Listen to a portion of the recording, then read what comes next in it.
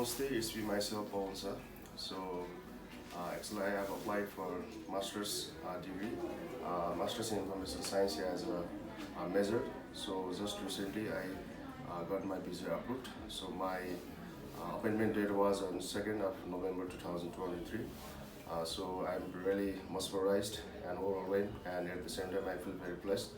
And more, first and foremost thing is that I'd like to thank or just express my gratitude towards the Sayon International Consultancy who guided me and just provided me with all sorts of resources to just to get my visa approved and sharing my experience. Uh, First of all, as I woke up early in the morning on the appointment date, 2nd November, first thing I prayed the God, and then I reached to the visa,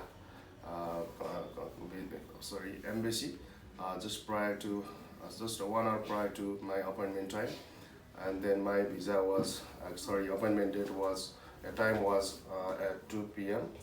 and just after standing almost 3.5 hours in a queue, then finally my turn came, and then just visa consular just asked me about just asked me this, some general questions that were just already that those questions were already on my preparation session. So मेरो तर्फबाट चाहिँ सायन कन्सल्टेन्सीले मलाई चाहिँ जुन एउटा preparation टाइममा चाहिँ जति क्वेसन्सहरूमा चाहिँ मलाई प्र्याक्टिस गराउनु भएको थियो त्यही आधारमा चाहिँ मलाई केही क्वेसन्सहरू गर्नुभयो. सो त्यसले गर्दाखेरि चाहिँ मलाई एउटा कन्फिडेन्स लेभल बिल्डअप पनि भयो र चाहिँ मैले आफ्नो जुन चाहिँ मैले मेरो चाहिँ इन्टरभ्यूको चाहिँ मैले एन्सर्सहरू चाहिँ मैले आफ्नो फुलेस्ट आफ्नो चाहिँ बेस्ट एउटा एफोर्टको साथ चाहिँ मैले दिँदै गर्दाखेरि मेरो चाहिँ भिजा अप्रुभ भयो र म धेरै नै अत्यन्तै खुसी छु. किन भन्दाखेरि मलाई एकदम एउटा डर पनि थियो. फर्स्ट टाइम म चाहिँ दिल्लीबाट चाहिँ अपोइन्टमेन्ट लिँदै गर्दाखेरि चाहिँ म रिजेक्ट भएको थिएँ. सो यो चाहिँ मेरो सेकेन्ड एटेम्प थियो. फाइनली मलाई साइन कन्सल्टेन्सीले धेरै हेल्प गर्नुभयो अन्डर द गाइडेन्स अनि एउटा चाहिँ मेन्टरसिपको हिसाबमा र चाहिँ मेरो आफ्नो सेल्फ इन्डिभिजुअल एफोर्टको थ्रु ओभरअल कोलाबोरेसनले चाहिँ आज भिजा प्राप्त गर्न चाहिँ सफल भएको छु. To all the youngsters, aspiring youngsters and youths who are seeking and looking forward for the better path, the guidance, so I would like to just suggest and recommend you all to just do have a visit at Sayon International Consultancy. किन भन्दाखेरि यहाँको entire team नै एकदमै राम्रो हुनुहुन्छ. तपाईलाई apart from तपाईको यो ओभरअल प्रोसेस पनि उहाँले अनेक क्षेत्रमा पनि तपाईलाई गाइड गर्नुहुन्छ. अनि त्यसले गर्दाखेरि चाहिँ जुन बेला म चाहिँ फर्स्ट भिजिटमै यो कन्सल्टेन्सीसँग एकदमै फेथफुल थिएँ.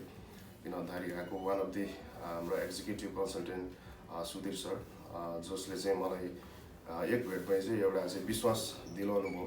किन भन्दाखेरि म केही कन्सल्टेन्सीहरू भिजिट गर्दाखेरि तपाईँको चाहिँ फर्दर चाहिँ सर चाहिँ अब के कसरी भिजा लाग्छ भन्ने एउटा चाहिँ त्यो भनौँ न त्यो वेमा चाहिँ ब्रिफिङ दिनुभन्दा पनि ज्यादा चाहिँ हामी यस्तो उस्तो हामीले चाहिँ यसरी चाहिँ यतिजना लगायो भन्ने मात्रै कुराहरू राख्दै गर्दाखेरि मेरो अलिकति सिचुएसन पनि कन्डिसन पनि फरक थियो. त्यसले गर्दाखेरि चाहिँ मैले एउटा फरक एउटा वे एउटा चाहिँ सजेसन एउटा चाहिँ सल्लाह चाहिँ खोजिरहेको थिएँ.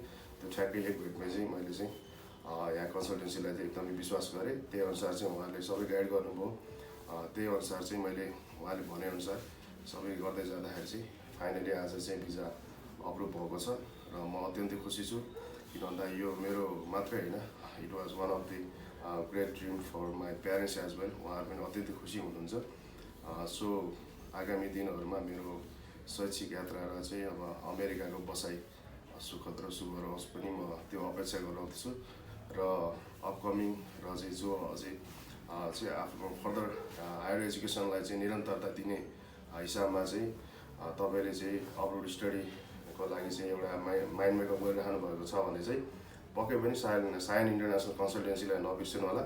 यो चाहिँ हाम्रो बागबजारमा just near the NIMB bank यहाँ चाहिँ आएर चाहिँ एक्चुअली सम्पूर्ण तपाईँको आफ्नो प्रिभियस भिजा रिजेक्सन भएको छ भने र DS 160 देखि लिएर हरेक कुराहरू हुबाउ जेको त्यही तपाईँले चाहिँ अनेस्टली भन्दै गर्दाखेरि त्यो अनुसार तपाईँलाई चाहिँ फर्दर चाहिँ भोलिका दिनहरूमा सहज हुँदै जान्छ।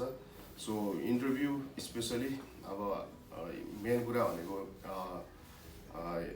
US को भिजा अप्रुभ हुने नहुने भन्ने कुरा चाहिँ जस्ट तपाईँको 1-2 मिनटको अन्तरालमै थाहा हुने कुरा हो। त्यसले गर्दाखेरि चाहिँ first and foremost thing is that तपाईँले चाहिँ अब इङ्ग्लिसमा अलिकति बोल्ने त्यो किसिमको चाहिँ प्र्याक्टिस गर्नु नै पर्छ। अब इङ्ग्लिसमा अलिकति स्पिच डेलिभरीदेखि लिएर हरेक कुराहरू चाहिँ अब त्यो हुँदै गर्दाखेरि चाहिँ यहाँ स्पेसल इन्टरभ्यू सेसन हुन्छ अनि त्यो तपाईँको चाहिँ जनरल एउटा मेजर क्वेसन्सहरूदेखि लिएर बियोन्ड द टपिक पनि कहिलेकाहीँ कन्सल्टरले तपाईँलाई क्वेसन गर्ने त्यो पनि हुन्छ। यहाँ चाहिँ ओभरअल सक्सेस भएको र अनसक्सेस भइरहेको सम्पूर्णको एउटा चाहिँ फिडब्याक अनुसार नै तपाईँलाई त्यसरी ग्रुमिङ गरिन्छ। त्यो हुँदाखेरि झन् तपाईँलाई बेटर तपाईँले आफूलाई चाहिँ आफ्नो कमी कमजोरीहरू चाहिँ इन्हेन्स गर्ने एउटा अवसर पनि मिल्छ। So do not feel hesitated to attend the interview session. जति तपाईँले आफूलाई चाहिँ क्लासेसहरू स्किप गर्नुभयो र चाहिँ हेजिटेट गर्नुभयो इन द फ्युचर तपाईँले आफूलाई चाहिँ एउटा प्रब्लमेटिक सिचुएसन चाहिँ क्रिएट गर्नुहुन्छ। सो तपाईँ चाहिँ आउनुहोस्, एटेन्ड गर्नुहोस्। सुरुमा सबैलाई डर हुन्छ, त्रास हुन्छ, तपाईँले बुझ्दै गर्दाखेरि त्यसलाई एक्सप्रेस गर्न सक्नुहुन्न because you do lack the fluency in English. त्यो सबै इङ्ग्लिस भनेको एउटा ल्याङ्ग्वेज हो, बोल्दै जाँदाखेरि the more you speak the more you learn. So सरहरूले स्ट्यान्ड बाई ग्रुपमा लिनुहुन्छ, अलिकति नर्भस फिल हुन्छ, अलिकति एङ्जाइटी पनि हुन्छ। त्यो चिजहरू चाहिँ सबै चाहिँ स्वेट अवे हुन्छ तपाईँको। यहाँ आउनुहोस्। So do believe, so trust me, you will never feel you will never hesitate or never regret in the future choosing Sayon International Consultancy as your path, for your better path or for your better guidance. So thank you so much.